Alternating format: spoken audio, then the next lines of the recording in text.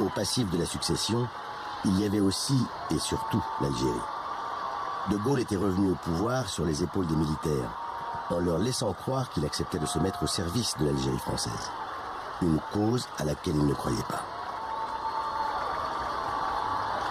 Je vous ai compris.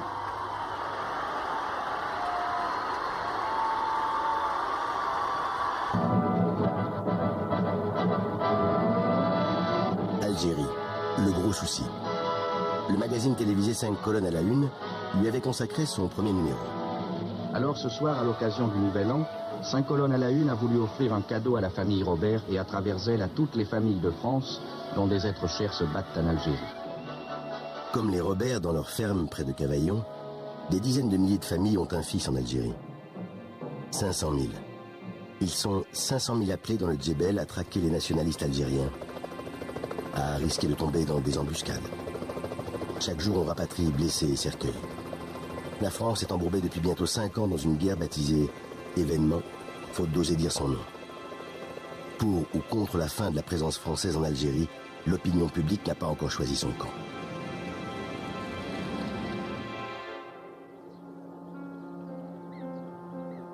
Une époque se caractérise par ceux qui la quittent. La voiture où se trouvait Albert Camus percute un arbre.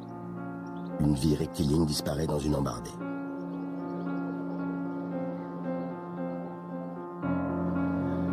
Prix Nobel de littérature, homme de gauche, l'Algérie où vivait sa mère le déchirait.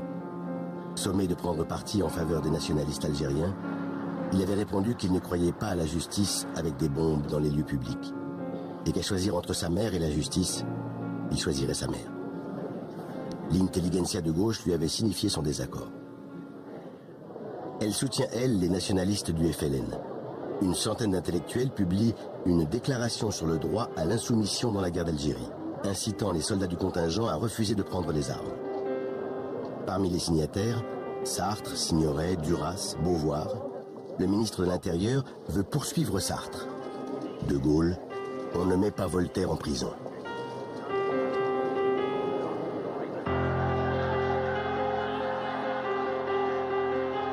Alger, janvier 60. Des rafales de fusils mitrailleurs crépitent. Les forces de l'ordre ripostent, bilan 22 morts dont 14 gendarmes. C'est le début d'une autre guerre, franco-française cette fois, qui oppose les pieds noirs et une partie de l'armée de métier à De Gaulle. Il reproche au chef de l'État une politique conduisant inéluctablement à l'indépendance algérienne. Nous ne comprenons plus la politique du président De Gaulle, avait déclaré le général Massu, pourtant l'un des artisans de son retour en 58. Massu était allé jusqu'à brandir la menace d'une intervention de l'armée si De Gaulle persistait. Il avait persisté.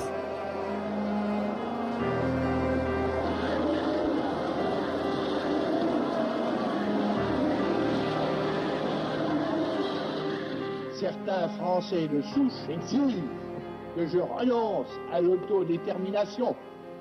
Les Algériens diront ce qu'ils veulent être, cela ne leur sera pas dicté.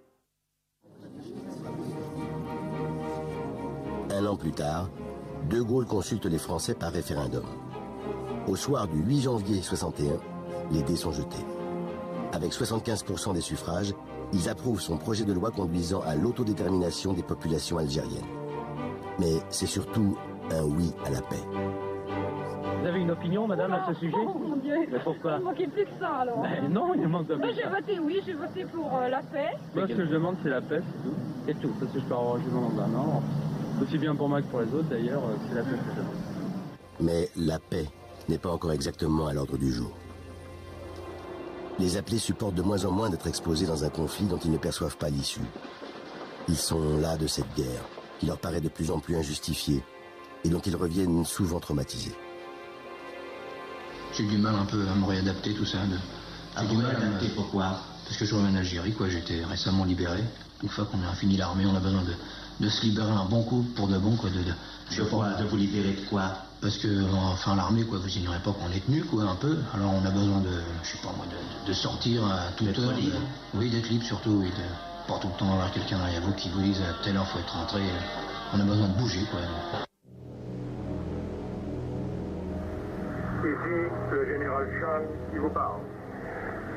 Je suis à Alger avec les généraux Zeller et Jouot. et en liaison avec le général Salon pour tenir notre serment, le serment de l'armée de garder l'Algérie. Dans la nuit du 21 avril, le premier régiment étranger de parachutistes s'empare du gouvernement général, de l'hôtel de ville et de l'aéroport. C'est un putsch dans la pure tradition sud-américaine. En 3 heures, Alger tombe aux mains des généraux Salan, Jouot, Chal et Zeller.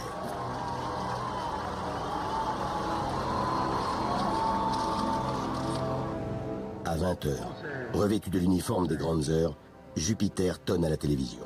Un pouvoir insurrectionnel s'est établi en Algérie par un prononciamento militaire.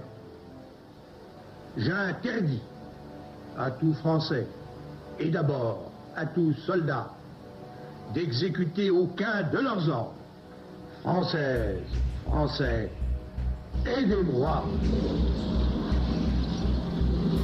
Une rumeur se répand. Les parachutistes vont sauter sur Paris. L'état d'urgence est décrété. La capitale est mise en état de siège.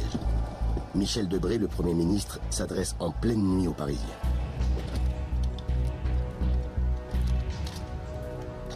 Dès que les sirènes retentiront, allez-y, à pied ou en voiture, convaincre des soldats trompés de leur lourde erreur et que chacun se sente une part de la nation. Tous derrière De Gaulle. Partis politiques, syndicats, organisations appellent à manifester. Intoxication ou fantasme, aucun parachutiste ne sautera sur la capitale, ni ailleurs du reste.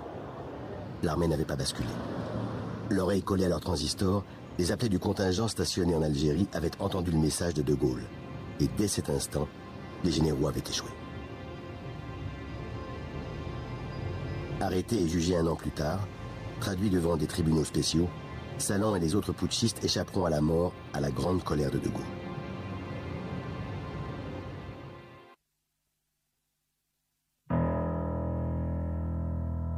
« 20 à 30 000. Ils sont 20 000 à 30 000 Algériens de Paris à protester contre l'instauration d'un couvre-feu s'appliquant à eux seuls. Le préfet Maurice Papon avait arrêté cette mesure en réponse à des attentats FLN qui avaient pris les commissariats pour cible et causé la mort de 22 policiers. Pour un coup reçu, nous en porterons 10. Des manifestants sont jetés dans la Seine, d'autres dans le canal de l'Ourcq, certains retrouvés pendus. 30 morts selon les uns, 300 selon les autres. Aujourd'hui, c'est encore l'impossible bilan. De son côté, l'OAS, bras armé des tenants de l'Algérie française, multiplie assassinats ciblés en Algérie et attentats. Une même journée, 10 charges de plastique secouent la capitale.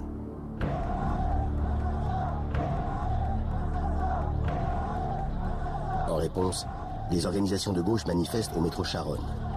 Papon, toujours lui, donne l'ordre de s'y opposer. Bilan, 8 morts, tous membres de la CGT ou du Parti communiste.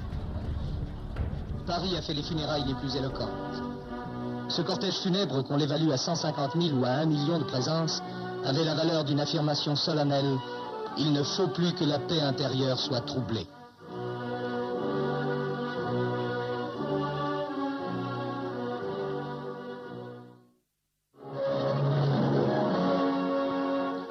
À Évian, sous les fenêtres de l'hôtel du Parc, la tempête du lac s'est apaisée. Symbole peut-être. Et tour à tour, Belkacem Krim et la délégation FLN, Louis Jox et la délégation française se sont encore une fois retrouvés, mais cette fois pour conclure.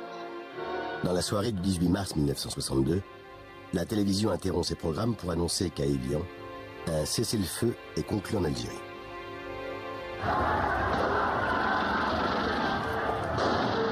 Cessez-le-feu, vite dit. Sa proclamation marque en Algérie l'apogée de la violence. L'OAS appelle les Européens à manifester. On tire sur l'armée qui réplique. On relève 54 morts. L'épisode de la rue d'Isly traumatise la communauté européenne, désormais certaine d'avoir définitivement perdu la partie.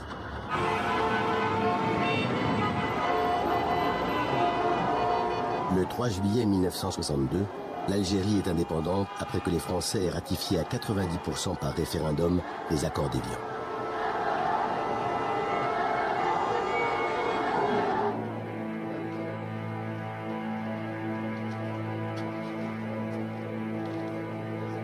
Abandonnés sur place à la vindicte de leurs vainqueurs, plus de 10 000 supplétifs de l'armée française, les harkis, seront tués après le cessez-le-feu. Est-ce que vous croyez que votre vie serait en danger à ce moment-là? Oh, ma vie. Oui. Parce que j'ai servi les drapeaux. Je travaillais sous les drapeaux français. Hein.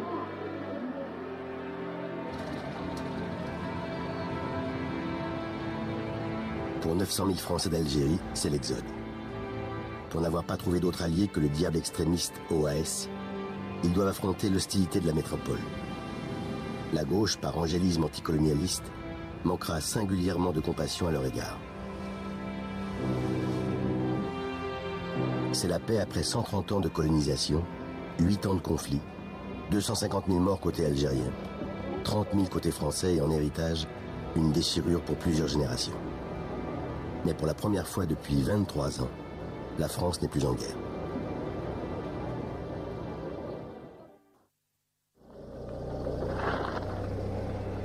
« 22 août 1962.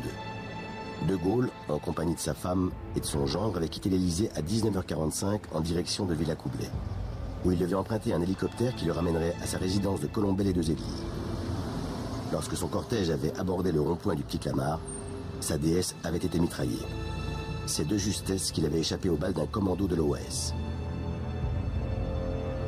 Rapidement identifié, le chef des conjurés, le colonel Bastien Thierry, sera fusillé 6 mois après l'attentat.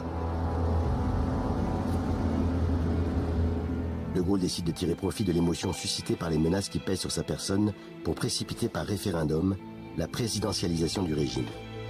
Un bouleversement institutionnel qu'il n'avait pu mettre en œuvre tant que pesait l'hypothèque algérienne. Quand sera terminé mon propre septennat, ou si la mort ou la maladie l'interrompait avant le terme, le président de la République sera dorénavant élu au suffrage universel.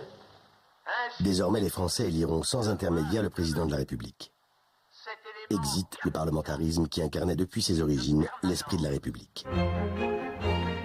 Les législatives de novembre 62 voient, à l'exception du PC, la déroute des partis traditionnels et le triomphe de l'UNR, la formation gaulliste qui s'empare de la majorité absolue. L'opinion publique a fait plus confiance au chef de l'État qu'à l'opposition qui accuse De Gaulle de bonapartisme. La gauche, qui avait entamé en 1958 sa longue marche dans l'opposition, devra la poursuivre encore 19 ans pour en toucher le terme.